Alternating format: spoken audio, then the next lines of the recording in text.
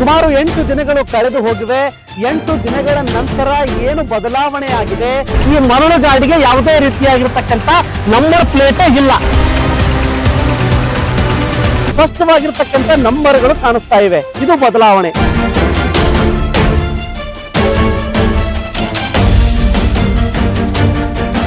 ಒಂದು ವೇಳೆ ನೀವು ಮರಳು ಸಾಗಿಸ್ತಾ ಇದ್ರೆ ಯಾರಿಗೆ ಹೆದರುವ ಅವಶ್ಯಕತೆನೂ ಇಲ್ಲ.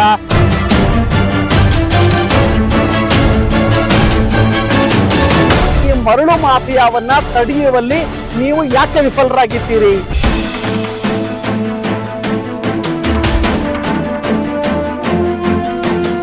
ಈ ಇಲಾಖೆಗೆ ಸಂಬಂಧಪಟ್ಟಿರ್ತಕ್ಕಂಥ ಅಧಿಕಾರಿಗಳು ಯಾಕೆ ಮೌನವನ್ನ ವಹಿಸಿದ್ದೀರಿ? ಸಾರ್ವಜನಿಕರಿಗೆ ಒಂದು ಕಾನೂನು ಅಥವಾ ಅಧಿಕಾರಿಗಳಿಗೆ ಒಂದು ಕಾನೂನು ಅಥವಾ ರಾಜಕಾರಣಿಗಳಿಗೆ ಒಂದು ಕಾನೂನು ಏನಾದರೂ ನಿಮ್ಮಲ್ಲಿ ಬರ್ಕೊಂಡಿದ್ದೀರಾ ಅನ್ನೋದನ್ನ ನೀವು ಸ್ಪಷ್ಟೀಕರಣ ಕೊಡಬೇಕಾಗಿದೆ.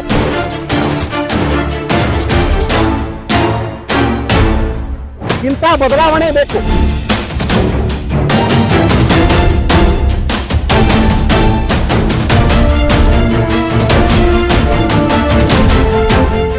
ಸುಮಾರು 8 ದಿನಗಳ ಹಿಂದೆ ಕಲ್ಯಾಣ ಕರ್ನಾಟಕ ಸುದ್ದಿವಾಹಿನಿ ಮರಳು ಮಾಫಿಯಾ ಕುರಿತು ವಿಶೇಷವಾಗಿರ್ತಕ್ಕಂಥ ವರದಿಯನ್ನ ಬಿತ್ತರಿಸಿ ಜಾಗೃತಿಯನ್ನ ಮೂಡಿಸುವ ಕೆಲಸಕ್ಕೆ ಮುಂದಾಗಿತ್ತು. ಸುಮಾರು 8 ದಿನಗಳು ಕಳೆದು ಹೋಗಿವೆ. 8 ದಿನಗಳ ನಂತರ ಏನು ಬದಲಾವಣೆ ಆಗಿದೆ? ನಾವು ಮಾಡಿರ್ತಕ್ಕಂಥ ಸುದ್ದಿ ಸಂಬಂಧಪಟ್ಟಿರ್ತಕ್ಕಂಥ ಇಲಾಖೆಯ ಮೇಲೆ ಪರಿಣಾಮ ಬಿದ್ದಿದೆಯೋ ಇಲ್ಲ ಎನ್ನುವ ವಿಚಾರವಾಗಿ ಮತ್ತೆ ಗ್ರೌಂಡಿಗೆ ಬಂದಿದ್ದೇನೆ. ಏನು ಬದಲಾವಣೆ ಆಗಿದೆ 8 ದಿನಗಳಲ್ಲಿ ಅಂತಂದ್ರೆ, ಯಾವ ವಾಹನಗಳಿಗೆ ನಂಬರ್ ಪ್ಲೇಟ್ಗಳಿಗೆ ಮಸಿಯನ್ನ ಬಳಿತಿರ್ತಕ್ಕಂಥ ಕೆಲಸ ಮಾಡಿದ್ರು, ಇವತ್ತಿನ ದಿನ 90% ಮರಳು ಸಾಗಿಸುವ ವಾಹನಕ್ಕೆ ಏನು ಮಸಿಯನ್ನ ಬಳಿದಿದ್ರು ಅದನ್ನ ತೆಗಿತಿರ್ತಕ್ಕಂಥ ಕೆಲಸ ಮಾಡಿದ್ದಾರೆ. ಸ್ಪಷ್ಟವಾಗಿರ್ತಕ್ಕಂಥ ನಂಬರ್ಗಳು ಕಾಣಿಸ್ತಾ ಇವೆ. ಇದು ಬದಲಾವಣೆ. ಆದ್ರೆ ಬೇಜಾರಿನ ಸಂಗತಿ ಏನು ಅಂತಂದ್ರೆ, ನಿಮಗೆ ಅಥವಾ ಸಂಬಂಧಪಟ್ಟವರಿಗೆ ಪ್ರಶ್ನೆ ಮಾಡುವ ತನಕ ನೀವು ಎಚ್ಚೆತ್ತುಕೊಳ್ಳುವುದಿಲ್ಲ ಎನ್ನುವ ಅರ್ಥ ಸ್ಪಷ್ಟವಾಗಿರ್ತಕ್ಕಂಥದ್ದು. ಯಾಕೆ? ಒಂದು ವೇಳೆ ನೀವು ಇಲಾಖೆಯ ಅನುಮತಿಯನ್ನ ಪಡೆದು ಒಂದು ವೇಳೆ ನೀವು ಮರಳು ಸಾಗಿಸ್ತಾ ಇದ್ರೆ ಯಾರಿಗೆ ಹೆದರುವ ಅವಶ್ಯಕತೆನೂ ಇಲ್ಲ. ನಿಮ್ಮ ವಾಹನಗಳ ನಂಬರ್ ಪ್ಲೇಟ್ಗಳನ್ನ ಮುಚ್ಚುವ ಅವಶ್ಯಕತೆಯೂ ಕೂಡ ಇಲ್ಲ. ನೀವು ಯಾವಾಗ ಸಾರ್ವಜನಿಕರು ರಸ್ತೆ ಮೇಲೆ ಹೋಗಬೇಕಿದ್ರೆ ಇನ್ಸೂರೆನ್ಸ್ ಇಲ್ಲ, ಡ್ರೈವಿಂಗ್ ಲೈಸೆನ್ಸ್ ಇಲ್ಲ ಎನ್ನುವ ಹಲವು ಸಬೂಬುಗಳನ್ನ ನೀಡಿ ಅವರಿಗೆ ನೀವು ದಂಡ ವಿಸ್ತಿರ್ತಕ್ಕಂಥ ಕೆಲಸ ಮಾಡ್ತೀರಿ.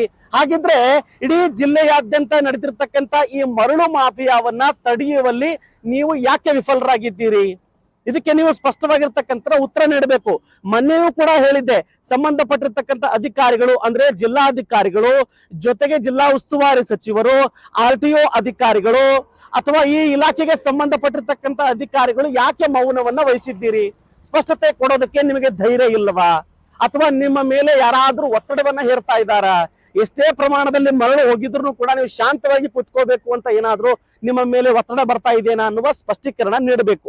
ನಾವು ಒಟ್ಟಾರೆಯಾಗಿ ಹೇಳೋದೇನಪ್ಪಾ ಅಂತ ಕೇಳಿದ್ರೆ, ಎಲ್ಲರಿಗೂ ಸಾರ್ವಜನಿಕರಿಗೆ ಒಂದು ಕಾನೂನು ಅಥವಾ ಅಧಿಕಾರಿಗಳಿಗೆ ಒಂದು ಕಾನೂನು ಅಥವಾ ರಾಜಕಾರಣಿಗಳಿಗೆ ಒಂದು ಕಾನೂನು ಏನಾದ್ರೂ ನಿಮ್ಮಲ್ಲಿ ಬರ್ಕೊಂಡಿದ್ದೀರಾ ಅನ್ನೋದು ನೀವು ಸ್ಪಷ್ಟೀಕರಣ ಕೊಡಬೇಕಾಗಿದೆ.